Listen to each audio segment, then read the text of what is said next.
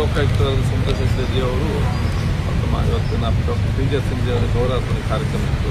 ಭಾಷಣ ಮಾಡಿ ಕೂತ್ಕೊಂಡು ಸ್ವಲ್ಪ ಹೊತ್ತಾಗುವವರೆಗೆ ವಾಂತಿ ಮಾಡಿದರು. ಅದಕ್ಕಾಗಿ ಅವರು ಮನೆಗೆ ಅಂತ ನಡ್ಕೊಂಡು ಹೋಗುವಾಗ ಸ್ಟೇಜಿನಲ್ಲೇ ಅವ್ರಿಗೆ ಸ್ವಲ್ಪ ವೀಕ್ನೆಸ್ ಆಗಿ ಬಿದ್ದು ಕೊಲಾಪ್ಸ್ ಆಗಿ ಕೆಳಗೆ ಬಿದ್ದರು.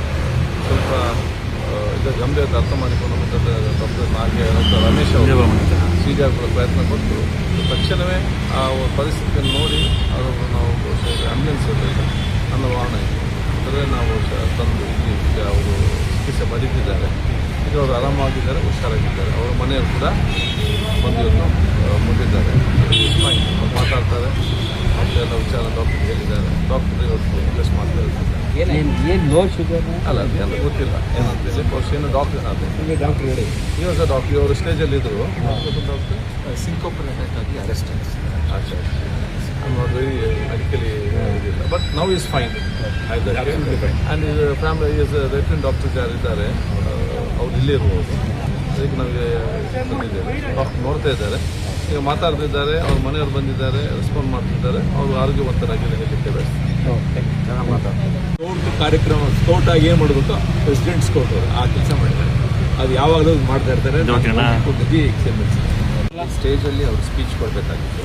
ಸ್ವಲ್ಪ ಸ್ಲೋ ಆಗಿ ಅವರು ಸ್ಪೀಚ್ ಕೊಡ್ತಾ ಇದ್ರು.